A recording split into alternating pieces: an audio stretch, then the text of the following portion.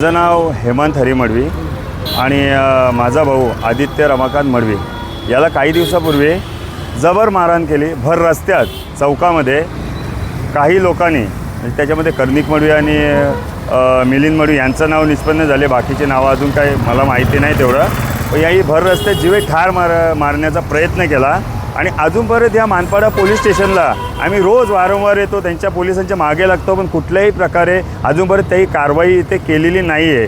आणि आज आम्हाला समजण्यात आलं का 2 आरोपी इथे हजर झाल्यात आणि ते पण बघा कशा पद्धतीने हजर झाल्यात का डायरेक्ट त्यांची गाडी घेऊन ते स्वतः गाडी घेऊन येतात, त्याच्यामध्ये हत्यार टाकतात आणि सरेंडर होतात. मग नक्की प्रशासकाचा म्हणजे पोलिसांचा कायदा काय राहिला आणि पोलीस काय करतात हेच मला समजत नाही. आणि याच्यानंतर आम्ही कोर्टामध्ये असतानासुद्धा सरकारी वकील आमच्या वकिलांना सांगते का तुम्ही वकीलपत्र दाखल करू शकत नाही. म्हणजे कितपरत ह्या लोकांनी त्यांना एक चेपण्याचं काम केले किंवा काय बोला पोलीस यंत्रणा एक खरेदी केले.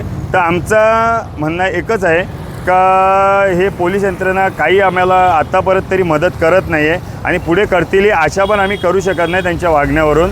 तर ही केस तुम्हा मीडियाच्या मार्फत आम्ही सर्वांची आमची विनंती आहे. आई वडील आज रोज रडतात त्या मुलाच्याबद्दल. प्लीज आमची एक रिक्वेस्ट आहे, विनंती आहे का ही केस मानपाडा पोलीस स्टेशन किंवा इतर पोलीस स्टेशनला न ठेवून ठाणा क्राईमला वर्ग करण्यात यावी ही आमची मागणी आहे.